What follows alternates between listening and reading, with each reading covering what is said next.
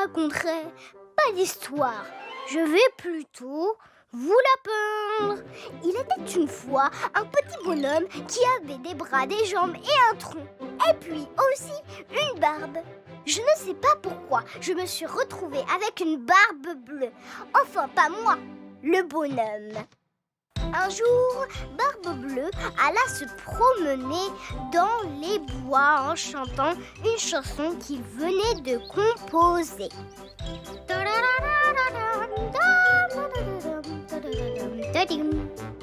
Effectivement, il est temps, pensa Barbe Bleue, temps de manger un morceau.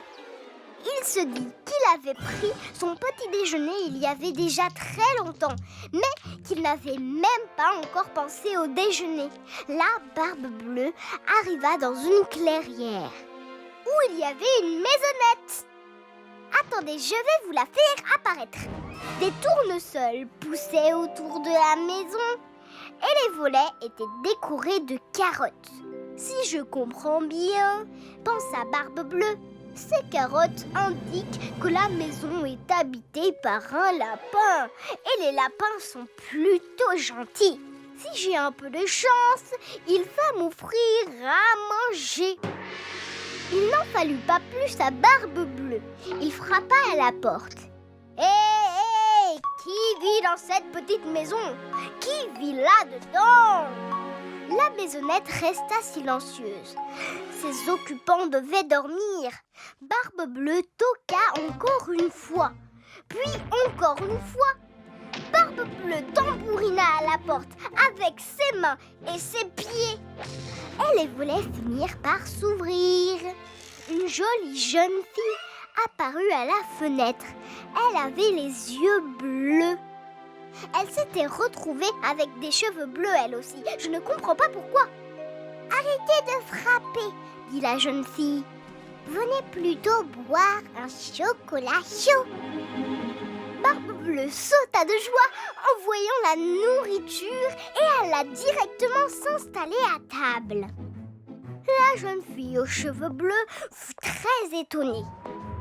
Comment est-ce possible, se demanda-t-elle, de faire rentrer un gâteau entier dans sa bouche et de l'avaler sans même le mâcher, et de fourrer les doigts dans la confiture, puis se les lécher en souriant. Berk, vous en avez de ces manières, dit la jeune fille. Marmonna Barbe Bleue. Puis, en prenant encore un gâteau, il renversa son chocolat. La nappe blanche, comme la neige, se couvrit d'une tache beige qui avait plus ou moins la forme d'un cheval. Avec son doigt, Barbe Bleue lui dessina une queue comme ça. La jeune fille aux cheveux bleus n'aimait pas ce genre de dessin et dit en retenant ses larmes: vous êtes un malpropre, un véritable malpropre. Vous méritez une punition. Je vais devoir vous enfermer dans un sombre cachot. Il y avait beaucoup de pièces dans la maison de la jeune fille. Elle avait le droit d'aller partout, sauf dans le sombre cachot. J'aurais dû mieux me tenir à table, dit Barbe Bleue au fond du cachot. On dirait bien que je vais encore avoir faim longtemps. Il regarda autour de lui et soudain remarqua une cheminée dans laquelle brûlait un feu. Une marmite était suspendue au-dessus. Il devait y avoir quelque chose de très bon dans la marmite. Barbe Bleue mit sa main sur le couvercle et comprit qu'en fait la cheminée, le feu et la marmite étaient dessinés sur un vieux morceau de papier qui cachait une porte secrète. Barbe Bleue fut étonnée et tira la poignée.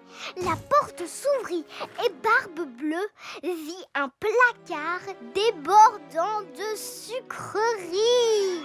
Quel beau tableau, dit Barbe Bleue en avalant une tartine de miel, de caramel et de confiture. J'en perdrais presque la barbe, non, la tête. Voilà ce que j'en dis. Les vraies œuvres d'art sont toujours là pour nous soutenir quand on en a besoin.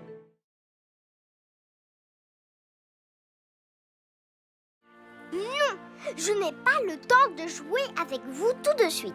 Je protège le jardin contre les voleurs. Bon, d'accord. Pour que vous restiez tranquille, je vais vous conter une histoire. Il était une fois dans un village une pauvre veuve. Elle vivait avec son fils qui s'appelait Jacques. Ils passaient leur journée à travailler dans leur jardin. Ensuite, ils mangeaient ce qu'ils récoltaient. Jacques était en âge de se marier. Dans le village, il y avait autant de jeunes filles que de carottes dans un jardin. Mais Jacques était la risée de tout le monde. Soyons sérieux une minute, qui aurait envie de se marier avec lui? Il avait un pantalon déchiré, des bottines tout abîmées, et ce chapeau, ce n'est pas un chapeau, on dirait plutôt un œuf sur le plat. Oublions le mariage, elles ont déjà honte de marcher dans la rue avec lui. Sa mère décide alors de lui trouver de beaux habits, mais avec quel argent? Elle réfléchit longtemps, puis finit par dire à son fils: Jacques, mon enfant, si tu veux te marier, il va d'abord te falloir un beau costume. Va donc vendre notre vieille vache au marché et achète-toi le plus beau des costumes.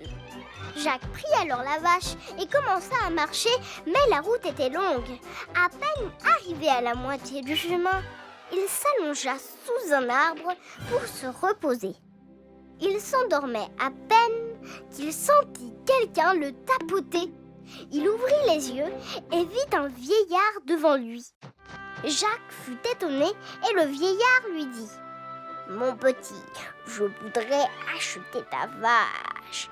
En échange, je te donnerai ce haricot. Pour ne rien vous cacher, Jacques n'avait pas du tout envie de faire tous ces kilomètres pour aller jusqu'à la ville. Il réfléchit un peu, puis topa la main du vieillard. Le vieillard repartit avec la vache et Jacques prit le haricot. Il s'en retourna chez lui ravi. Quand sa mère vit son fils revenir sans costume et sans sa vache, elle imagina le pire. Jacques aurait été attaqué par des méchants voleurs. Mais il lui dit: Ne t'inquiète pas, maman, tout va très bien. Regarde donc ce haricot que j'ai eu contre notre vieille vache. On ne pouvait pas rêver meilleure affaire. Sa mère leva les bras au ciel. Comment as-tu pu être aussi bête? Puis elle prit le haricot et le jeta par la fenêtre. Jacques ne comprenait pas pourquoi maman était en colère. Il bâilla, puis se rendormit. Le lendemain matin, Jacques se réveilla, regarda par la fenêtre et n'en crut pas ses yeux. En une nuit, un plant de haricots gigantesque avait poussé.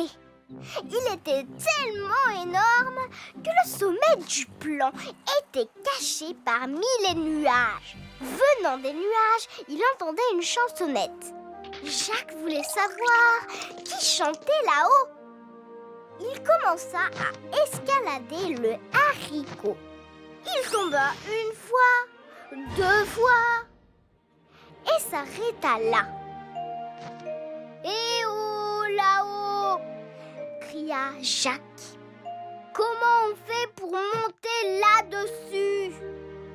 J'essaye, mais je tombe à chaque fois. » Personne ne lui répondit.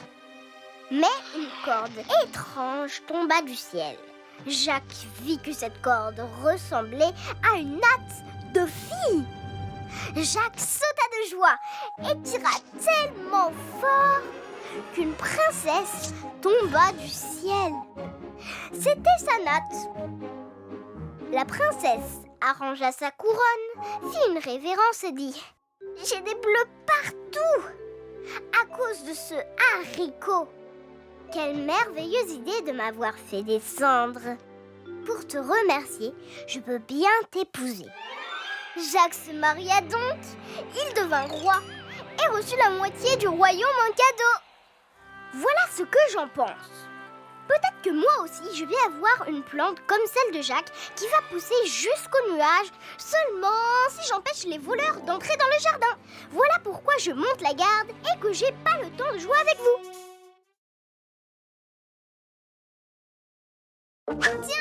Tiens. Mais où sont donc passés tous les dessins animés? Je dois absolument résoudre ce mystère. Si tu veux mener l'enquête,